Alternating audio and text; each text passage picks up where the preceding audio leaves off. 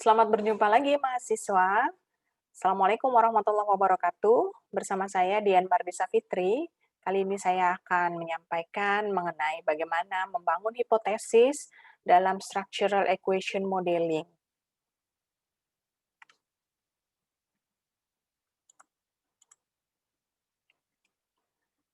Mahasiswa sekalian, kita akan bicara banyak mengenai multivariate analysis, di mana multivariate analysis ini adalah sebuah metode statistikal untuk menganalisis multiple variabel. Jadi kita akan berhubungan dengan analisis yang melibatkan banyak variabel. Nah, sekarang kita akan mengingat kembali variabel itu apa. Nah, variabel ini adalah sesuatu yang mewakili dari pengukuran. Jadi sesuatu yang kita ukur gitu ya, dan di mana di dalam kajian kita, di dalam manajemen hubungan pemasok dan pelanggan, itu nanti akan sangat berhubungan dengan individual, perusahaan, events gitu ya, activity, situasi dan lain-lain. Dan variabel yang akan kita explore nanti yang akan kita analisis itu semuanya adalah variabel yang laten. Nah, ini adalah beberapa buku referensi yang bisa kita baca untuk mempelajari mengenai structural equation modeling. Buku-buku ini bisa didapatkan dalam bentuk electronic book begitu. Kemudian dari berbagai publikasi yang sudah dilakukan yang bisa kita cari, itu juga banyak sekali ya. Ini membuktikan bahwa metode structural equation modeling ini dan turunan-turunannya itu masih dipakai hingga sekarang. Ini adalah contohnya dari publikasi menggunakan structural equation modeling. Baik, saya lanjutkan. Nah, structural equation modeling atau SEM ini adalah salah satu dari teknik multivariate analysis. Jadi kajiannya itu rumah besarnya adalah analisis multivariate, di mana salah satu teknik yang bisa kita bisa kita pakai dalam menganalisis kasus-kasus yang berhubungan atau melibatkan variabel yang laten itu menggunakan structural equation modeling. Nah, biasanya seperti ini. Ini adalah bentuk dari model hipotesis dari SEM. Kita sering menyebutnya bahwa ini namanya adalah model SEM, begitu. Nah, kita akan pegang dulu, saya akan sampaikan dulu apa sebetulnya kata-kata kunci yang berhubungan dengan SEM ini. Baik, kita mulai dari definisinya dulu. SEM itu teman-teman merupakan teknik multivariat.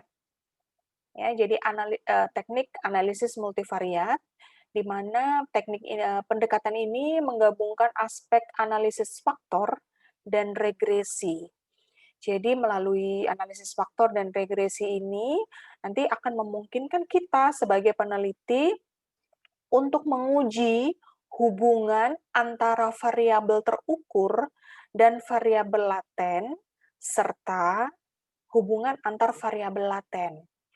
Nah, kasus-kasus kita di dalam hubungan uh, hubungan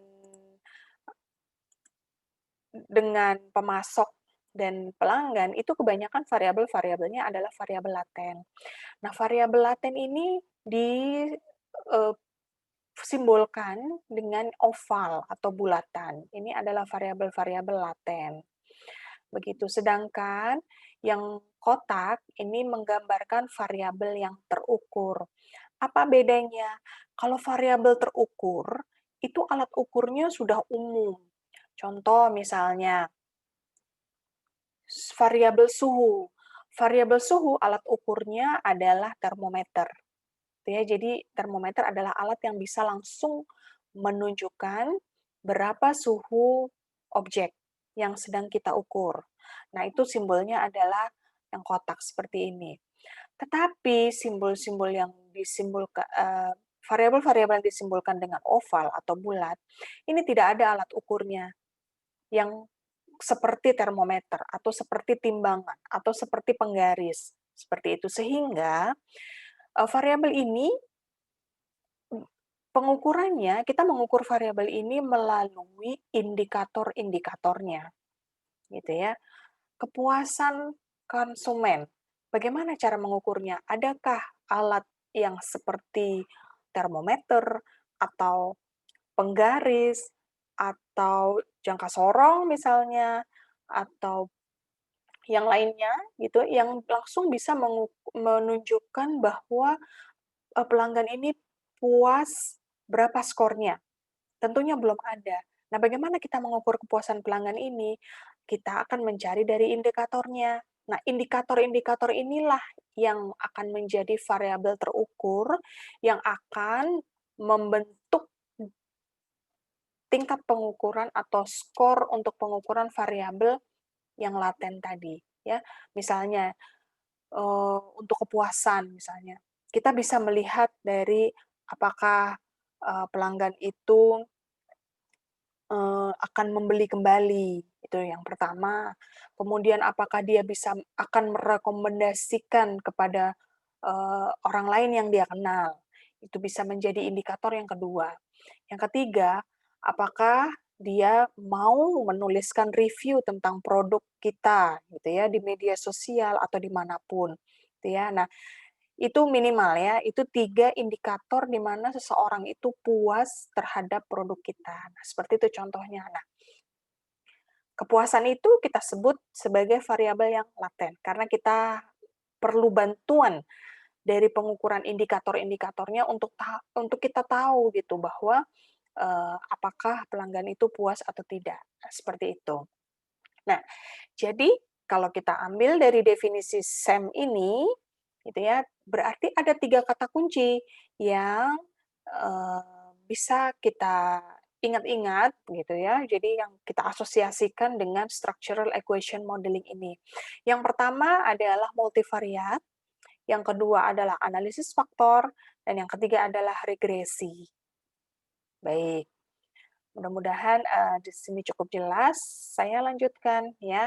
Oh iya, ini, adalah buku yang saya rekomendasikan sekali untuk teman-teman baca, kalau ingin belajar mengenai, SAM ini.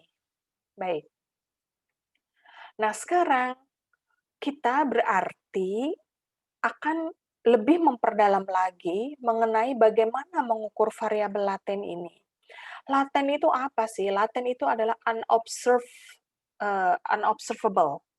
Jadi nggak bisa, tadi saya sudah sebutkan, tidak ada alat semacam timbangan untuk mengukur kepuasan konsumen. Yang ada adalah kita akan melihat indikator-indikatornya, ya. Nah, selain kepuasan, kepercayaan, ya. Seberapa besar kepercayaan pelanggan itu terhadap, sebuah produk atau sebuah perusahaan atau sebuah merek gitu ya, kita harus melihat dari indikator-indikatornya, gitu ya.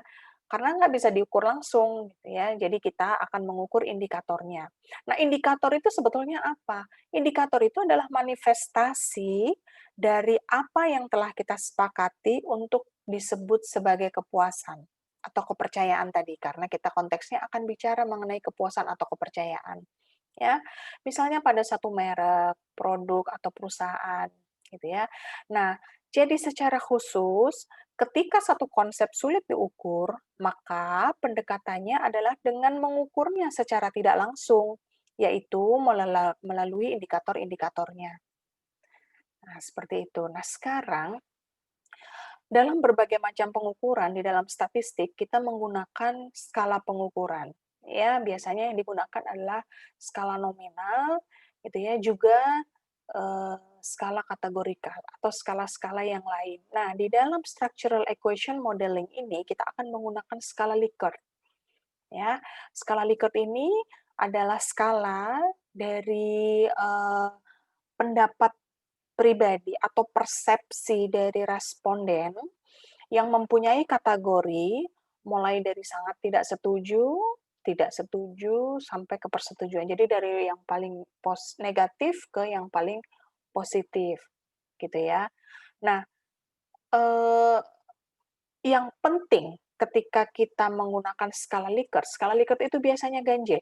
Ada 5, ada 7, bahkan ada yang 9, seperti itu. Nah, yang dipentingkan adalah jarak. Jarak antar kategori itu harus sama, gitu ya.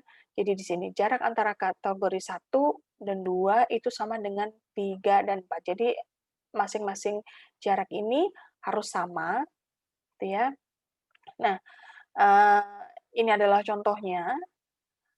Eee, ini contoh yang kedua gitu ya, mulai dari tidak setuju, antara setuju dan tidak setuju. Nah, yang ini, eee, jaraknya tidak sama, karena apa? Karena pendapat yang netral itu ada di nomor 2, bandingkan dengan yang contoh di kiri. Antara setuju dan tidak setuju kan sebetulnya netral ya. Nah, ini ada di yang 3, maka rekomendasinya adalah yang seperti ini, ya, bukan yang seperti ini. Walaupun jaraknya sama, tetapi dia tidak imbang. Gitu ya. Nah ini, skala Likert yang seperti ini, itu akan sangat tendensius untuk menggiring pendapat, responden ke arah persetujuan, gitu ya. Jadi tidak memberikan ruang yang cukup untuk menyatakan ketidaksetujuan. Nah, seperti ini tidak direkomendasikan. Baik, saya lanjutkan. Nah, jadi skala Likert yang baik yang seperti apa? Skala Likert yang baik itu yang simetris, gitu ya. Jadi menampilkan kesimetrian item like Likert tentang kategori sedang yang memiliki kualifikasi linguistik yang jelas pada setiap kategori. Jadi, ekspresi kalimatnya harus jelas, kemudian pendapat netral itu harus ditempatkan di tengah-tengah sebagai penyeimbang antara ruang ketidaksetujuan dan ruang persetujuan. Nah, seperti itu. Nah, teman-teman sekalian, kalau kita membaca buku analisis multivariat, kita akan mendapati bahwa sebetulnya teknik multivariat ini berkembang. Dia mempunyai teknik-teknik yang lahir pada generasi yang berbeda, gitu ya. Nah, ada 2 macam pendekatan multivariat. Yang pertama adalah untuk exploratory dan yang kedua adalah untuk confirmatory. Jadi ini berbeda, gitu ya. Nah, saya tidak akan membahas apa bedanya exploratory dan confirmatory secara detail karena mata kuliah kita bukan mata kuliah analisis multivariat. Saya menganggap bahwa teman-teman akan, mengejar, eee, gap ini sendiri gitu ya dengan membaca buku-buku analisis multivariat. Yang saya sampaikan mungkin lebih praktikal, lebih praktis gitu karena sebetulnya tujuan dari mata kuliah ini adalah, setelah teman-teman belajar dengan di minggu-minggu sebelumnya bahwa teman-teman belajar, banyak mengenai bagaimana, filosofi, konsep, atau potret masa kini mengenai hubungan, pemasok dengan pelanggan, maka sekarang yang saya sampaikan adalah bagaimana cara kita mengukurnya secara praktis. Gitu ya. Nah, yang saya sampaikan ini teknik, structural equation modeling ini adalah salah satu pendekatan yang bisa digunakan dalam motret atau menganalisis hubungan, dengan, eee, pemasok ataupun dengan pelanggan. Nah, di sini ada 2 tujuan, untuk, eee, analisis, SEM-nya. Yang pertama adalah untuk exploratory dan confirmatory. Nah, pada generasi pertama, di ranah, exploratory ini, teknik yang banyak muncul, yang banyak lahir adalah cluster analysis, kemudian exploratory factor analysis, kemudian ada multidimensional, scaling. Ya, ini adalah teknik-teknik statistik untuk exploratory, gitu ya. Sedangkan di, teknik-teknik confirmatory ini adalah analysis of variance di sini, logistic regression, kemudian multiple regression ada di sini. Nah, ini kan tentunya yang, sudah dipelajari di, statistik gitu ya, di mata-mata kuliah statistik, begitu kita belajar mengenai, analisis variansi, kemudian, regresi logistik, regresi, multiple regression gitu ya.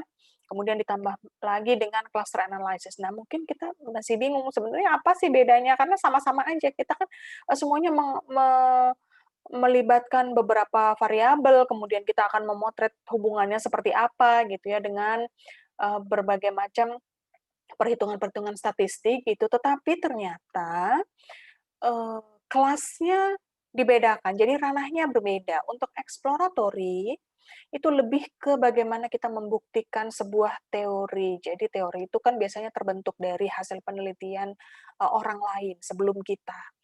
Nah, untuk kasus kita, untuk kasus yang, mungkin belum terlalu, dalam, eee, penggaliannya atau eksplorasinya, nah itu biasanya teknik-teknik inilah yang digunakan, gitu ya. Nah, kemudian, dari generasi pertama ini berkembang, kebutuhannya sehingga menghasilkan, generasi kedua, jadi teknik-teknik, generasi kedua. Nah, teknik generasi kedua inilah yang kita akan kenal, yang kita kenal gitu ya.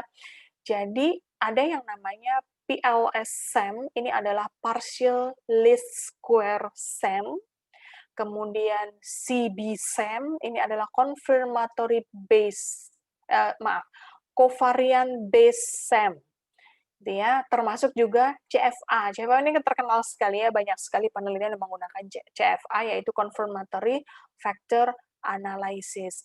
Biasanya confirmatory factor analysis ini digunakan untuk, eee, mengkonfirmasi gitu, apakah sesuatu indikator atau satu set indikator itu memang benar-benar, eee, secara statistik itu memenuhi syarat untuk menjadi indikator sebuah variabel, gitu ya. Nah, kalau SEM, baik partial least square SEM atau covariant based SEM, ini digunakan untuk, eee, men membuktikan dugaan atau membuktikan hipotesis apakah satu variabel laten itu memang benar-benar memiliki pengaruh atau hubungan. Jadi kalau biasanya kita baca paper, memiliki hubungan, variabel A memiliki hubungan dengan variabel B, itu maksudnya adalah hubungannya itu adalah hubungan pengaruh, ya. Jadi hubungan itu ada levelnya, ada yang hubungan sekedar berhubungan, ya, misalnya, korelasi. Sekedar ada hubungannya, iya, bisa dijelaskan dengan korelasi, tetapi korelasi tidak bisa menjelaskan apakah satu variabel itu memiliki pengaruh terhadap variabel yang lain. Nah, seperti itu. Nah, analisisnya kita menggunakan PLSEM dan, covariant based SEM. Nah, kapan kita menggunakan PLSEM, kapan kita menggunakan covariant based SEM, nah itu adalah tergantung dari karakteristik objek penelitian kita. Berdasarkan kecukupan data yang bisa kita, sediakan untuk analisis kita, berdasarkan tools apa yang kita punya, atau berdasarkan kita kembali lagi ke ranahnya. Kalau kita mau mengeksplor, kita cocok dengan PLSEM, kalau kita akan mengkonfirmasi, kita akan menggunakan SEM. Nah, kadang-kadang CB-SEM atau covariant based SEM ini disebut dengan SEM yang lebih komplit.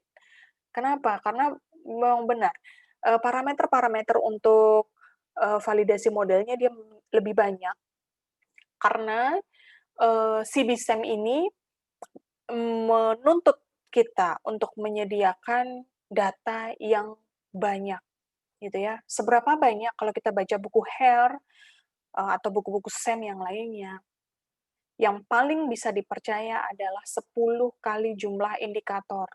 Jadi kalau kita punya 10 indikator penelitian, maka kita harus punya 100 data. Kalau kita punya 100 indikator dalam penelitian kita, maka kita harus punya 1000 data, gitu ya. Seperti itu, persyaratan dari si BISEM ini. Sehingga dengan data yang banyak, kita bisa melakukan analisis yang lebih lengkap, gitu ya. Eee Kalau ini memungkinkan, maka akan bagus sekali kita menggunakan CBSEM. Tetapi kalau kita tidak bisa, kadang-kadang memang respondennya terbatas, sampelnya terbatas atau keterbatasan-keterbatasan lainnya, sehingga kita tidak bisa menggunakan, kita tidak bisa mendapatkan 10 kali jumlah indikator, mendapatkan jumlah responden sebanyak 10 kali jumlah, indikator, maka kita akan menggunakan, PLSM ini. Kenapa? Karena dia punya kelebihan. Di dalam PLSM ini ada teknik bootstrap. Bootstrapping adalah teknik pengambilan acak dengan, pengembalian. Jadi ya, kita ingat lagi mata kuliah statistik kita. Jadi bootstrapping yang dilakukan oleh PLSM itu adalah, menggunakan, eee, pengambilan acak sampel dengan pengembalian, gitu. Jadi kita, datanya sedikit tidak apa-apa, nanti bisa menjadi banyak dengan teknik bootstrap tadi. Nah, seperti itu. Baik, saya lanjutkan. Ini adalah perbedaan dari confirmatory dan exploratory. Kita menggunakan teknik confirmatory sebagai, alat ketika kita akan menguji hipotesis, ya. Menguji hipotesis dari existing teori dan konsep. Oke. Kemudian kita menggunakan teknik exploratory ketika kita mencari ini ya, pattern pattern dari, latent pattern, jadi apa ya, satu set data itu pattern-nya kita belum tahu gitu, maka kita mengeksplornya dengan teknik exploratory, gitu ya.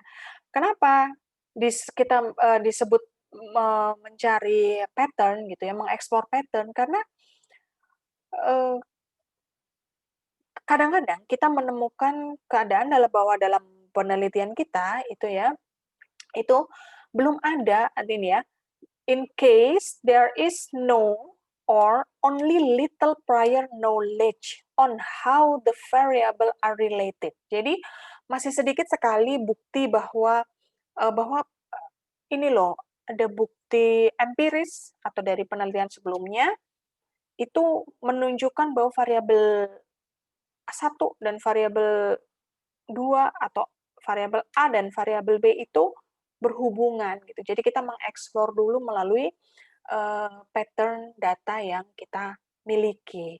Nah, seperti itu. Jadi, kita mengenal 2 macam SEM, yaitu covariant base dan, PLS SEM atau path modeling SEM. Seperti itu. Di sini, diulang lagi ya bahwa CB-SEM itu untuk mengkonfirmasi teori atau bahkan menolak teori kalau memang hipotesisnya tidak terbukti, sedangkan PLSM itu untuk, developing teori. Jadi kita membangun sebuah teori, gitu ya. Jadi ini seperti yang awal sekali, seperti itu. Baik, nah sekarang pertanyaannya, kalau kita mau melakukan analisis multivariat dengan SEM, dari mana datangnya variabel penelitian? Jawabannya adalah dari systematic literature review. Jadi teman-teman, kekuatan dari teknik SEM itu adalah ditentukan dari seberapa kuat literatur review yang dilakukan. Seberapa banyak referensi dari penelitian-penelitian sebelumnya yang bisa mendukung model hipotesis kita. Nah, sekarang gimana caranya kita melakukan systematic literature review? Yang pertama, tentukan dulu kata kuncinya. Kita mau explore atau mau mereview literatur mengenai apa. Itu penting sekali, ya. Ini ya. Jadi yang pertama adalah tentukan kata kunci dalam penelitian kita. Kemudian yang kedua, tentukan kriteria artikel yang akan kita review. Kriterianya apa? Terbitannya 5 tahun, terbaru, ya, 5 tahun terakhir. Kemudian,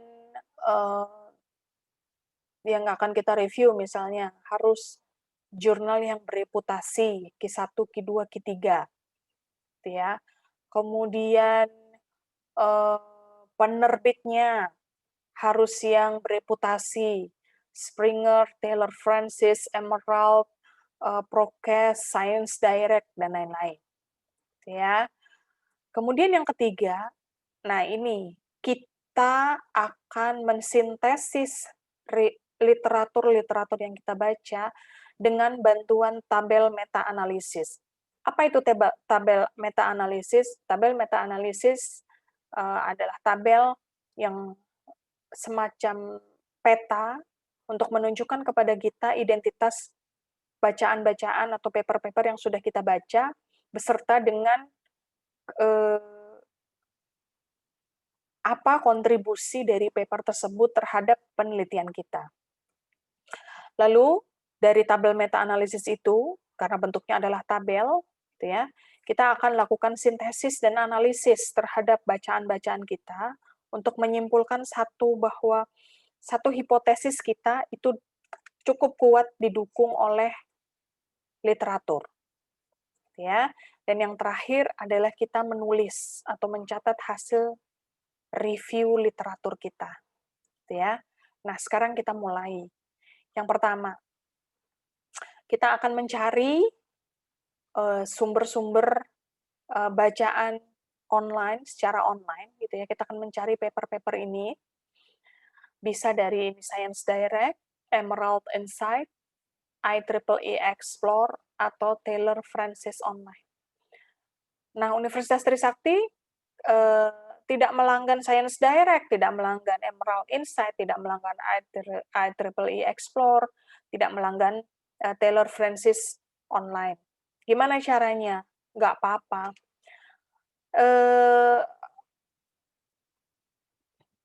Provider-provider atau publisher-publisher online seperti ini, mereka tetap mempunyai paper-paper yang open access. Artinya walaupun institusi kita tidak melanggan, tetapi masih banyak sekali paper-paper yang open access. Nah, itu yang bisa kita dapatkan. Gitu ya. Kemudian yang dilanggan oleh Trisakti, apa yang dilanggan oleh Trisakti adalah Prokes. Nah, itu juga cukup banyak paper-paper yang bisa kita dapatkan. Username dan password itu bisa ditanyakan kepada perpustakaan. Gitu ya. Tanya saja, saya mau akses Prokes untuk bulan ini, apa username dan apa password-nya gitu. Nanti akan diberikan.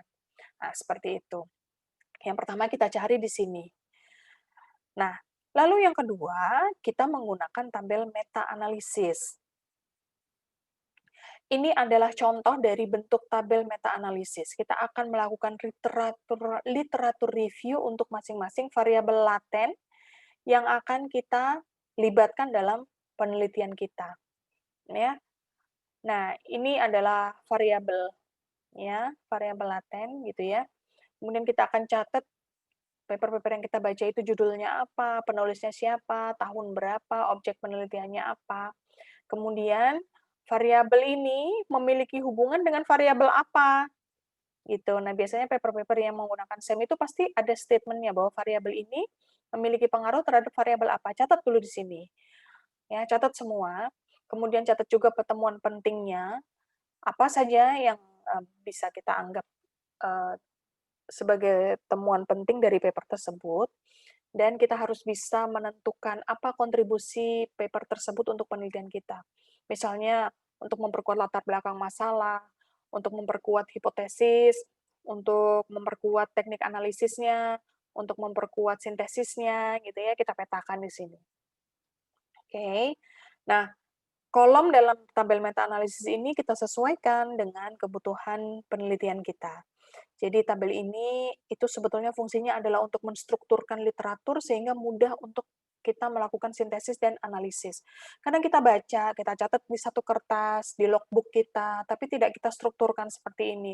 Maka akan sulit ketika kita akan misalnya menulis latar belakang masalah, kita akan kesulitan juga untuk menulis bab 2 ya, studi literatur gitu. Nah, dengan tabel ini kita lebih terstruktur dan kita akan tahu gitu, termasuk sampai kontribusinya gitu. Apakah nanti paper ini bagusnya di bab 1 atau bab 2 atau bab 3 gitu ya. Nah, ini akan memudahkan kita untuk melakukan penulisan laporan penelitian.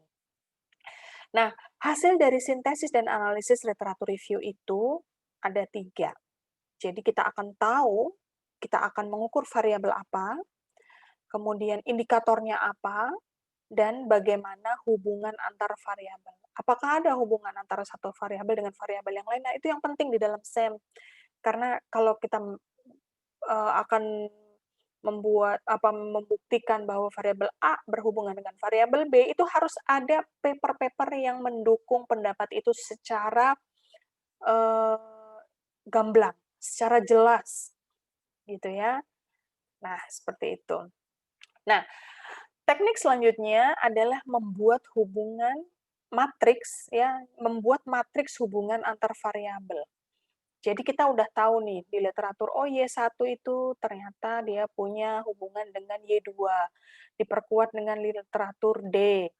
Y1 itu ternyata punya hubungan dengan Y3, diperkuat dengan literatur A dan B. Kalau Y1 ini ya kenapa merah ya? Kan dengan dirinya sendiri, berarti ya memang dirinya sendiri, nggak mungkin ada hubungan gitu ya. Oh, Y2 itu mempengaruhi Y3, dipengaruhi oleh literatur B dan C, dan seterusnya. Jadi kita membuat matriks hubungan seperti ini, untuk kemudian kita gambarkan dalam sebuah model hipotesis. Y1 tadi katanya ada hubungan dengan Y3 dan Y2. Dari mana? Dari sini. Y1 punya hubungan dengan Y2 dan Y3, maka kita gambarkan di model kita. Y1 panahnya ke Y3 dan punya panah ke Y2. Sedangkan Y2 itu hanya punya hubungan terhadap Y3. Nah, dari sini dari kata siapa? Kata literatur B dan C. Nah, kita bisa menunjukkan seperti ini. Nah, lalu itu adalah hubungan antar variabel latennya. Nah, yang X-nya gimana ini? Variabel-variabel terukurnya atau indikator-indikatornya. Ini tentunya juga diambil dari studi literatur. Jadi, menurut literatur 1, itu dia punya indikator X1. X1 itu mempengaruhi Y1, ada literaturnya. Ini ada literaturnya. Semuanya ada literatur. Jadi, panah-panah ini dan macam-macam dari indikator maupun variabel semua harus ada studi literaturnya. Harus ada paper yang mendukung ini. Jadi kita tidak boleh menduga-duga sendiri. Jadi pekerjaan kita ketika kita melakukan penelitian dengan menggunakan SEM, itu 80% pekerjaan kita adalah studi literatur.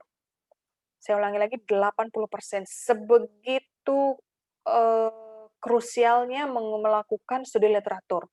Jadi modal kita apa? Modal kita mata dan tabel. Kita baca, ya. Jadi memang di sini diperlukan teknik membaca cepat karena kita akan membaca ratusan ya atau ribuan literatur. Dari ribuan literatur itu yang cocok hanya sepertiganya. Nah, biasanya seperti itu. Dari pengalaman saya seperti itu. Misalnya saya membaca 1000 paper, maka hanya 300 paper yang cocok dengan penelitian saya. Dari 300 paper itu, sepertiganya lagi yang benar-benar berkontribusi pada penelitian saya. Jadi ketika saya tulis paper, ada 100 paper yang masuk di dalam daftar pustaka saya, itu sebetulnya bahwa yang saya baca tuh lebih banyak daripada yang muncul di daftar pustaka. Seperti itu, teman-teman. Ya, eee, memang seperti itu, penelitian SEM itu, ya. Nah, sekarang kita berkenalan lagi dengan sebutan-sebutan variabel. Y1 ini kita sebut sebagai variabel independen. Variabel independen adalah variabel laten yang tidak dipengaruhi oleh variabel-variabel laten yang lain. Gitu ya. Nah, sedangkan variabel laten yang dipengaruhi oleh variabel laten yang lain itu namanya variabel dependen. Dia tidak bebas. Ya, dia variabel yang tergantung variabel lain. Sedangkan variabel Y1 ini bebas dia. Tidak ada variabel yang mempengaruhinya. Justru dia yang akan mempengaruhi variabel yang lainnya, seperti itu. Dan yang kotak ini namanya indikator. Itu ya. Jadi setiap variabel itu punya indikator-indikatornya. Nah, mengukur satu variabel itu variabel laten ya, mengukur satu variabel laten itu kita ukur melalui indikator-indikatornya. Dan tanda panah ini menunjukkan hubungan pengaruh. Baik, saya lanjutkan. Nah, sekarang kita mengenal. Ini adalah contoh dari model SEM, gitu ya. Jadi ada indikatornya, ada hubungan antar variabel latennya. Nah, di dalam SEM itu ada inner model dan outer model. Ya, yang disebut outer model itu adalah hubungan variabel laten dengan indikator-indikatornya. Oke, seperti ini. Ini outer model, outer model, outer model, outer model. Kalau kita akan menguji outer model Y1, maka kita akan menguji korelasi antara X1, X2, X3 terhadap Y1. Nah, itulah sebetulnya yang kita lakukan dalam uji validitas dan reliabilitas. Gitu ya. Nah, kemudian pengujian hipotesisnya itu sebenarnya kita menguji hubungan antara variabel latennya. Nah, ini tuh sebetulnya yang disebut dengan uji hipotesis. Yang namanya hipotesis kan ini, Y1 berhubungan Y3, Y2 punya hubungan dengan Y3, inilah yang akan kita uji, betul atau tidak. Gitu ya. Nah, ini yang merah ini itu namanya inner model atau structural model. Ya, SEM-nya itu sebetulnya ini, tapi SEM itu tidak bisa dilakukan kalau ini tidak teruji, tidak lolos uji validitas dan reliabilitas, seperti itu. Baik, lalu pernyataan hipotesisnya seperti apa? Hipotesis adalah dugaan penelitian yang harus kita buktikan dengan analisis statistik. Dalam hal ini kita melakukan analisis multivariat. Ya. H0 itu statementnya pasti tidak ada hubungan pengaruh antar semua variabel laten. Udah nggak usah pakai mikir, H0 pasti begitu. Nah, baru nanti H1, H2, dan HH berikutnya, itu kita ambil dari panah. Ini ya, di dalam inner model ini, atau structural model ini. Hipotesis satunya ini, hipotesis 2 adalah Y2 mempunyai hubungan pengaruh terhadap Y3. Hipotesis 3-nya adalah Y3 mempengaruhi Y4. Oke, seperti itu. Baik. Nah, ini adalah contoh model kepuasan pelanggan. Teman-teman sekalian, sampai dengan muncul seperti ini, model hipotesis yang seperti ini sudah terbayang. Ya, dia sudah melewati studi literatur, ratusan atau ribuan paper, kemudian membuat tabel meta-analisis, kemudian mendefinisikan hubungan antar variabel, ya, yang saya contohkan tadi dengan matriks, tapi mungkin orang lain mengerjakannya dengan hal yang berbeda, ya. Kemudian barulah lahir model hipotesis yang seperti ini. Nah, kalau kita mencari ya di alat-alat pencarian gitu ya, misalnya di Science Direct gitu ya, kita masukkan kata kunci kita. Jadi penentuan kata kunci ini tuh penting sekali gitu ya. Misalnya saya masukkan customer satisfaction di dalam Science Direct gitu ya.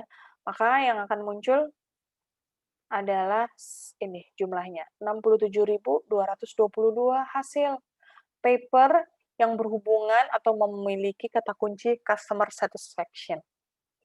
Nah, tinggal kita pilih gitu ya, kita lihat abstraknya apakah ini cocok atau tidak gitu ya. Yang kedua untuk customer expectation, contohnya hasilnya adalah 36.421 result. Jangan khawatir ya ketika kita masukkan kata kunci itu kalau udah umum variabelnya itu hasilnya memang puluhan ribu seperti ini. Nah, saya akan ajak teman-teman untuk melakukan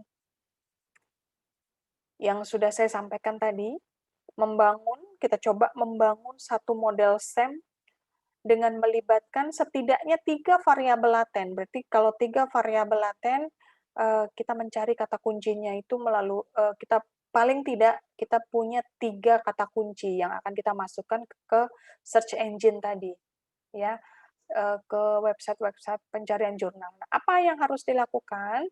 Yang pertama adalah cari paper-nya, kemudian buat tabel meta-analisisnya, lalu buat matriks hubungan antar variabel, dan yang terakhir adalah gambarkan model hipotesis ini, ya, berdasarkan matriks hubungan antar variabel dan berdasarkan tabel meta-analisis. Karena kalau hubungan inner modelnya itu pasti diambil dari sini, sedangkan hubungan antara indikator-indikator terhadap satu variabel itu pasti kita dapatkan dari tabel meta-analisis ini. Baik teman-teman, mudah-mudahan materi ini cukup jelas. Mohon maaf jika ada kekurangan, kita lanjutkan diskusi kita di kelas ya. Dan kita lanjutkan pekan depan. Terima kasih atas perhatiannya. Assalamualaikum warahmatullahi wabarakatuh.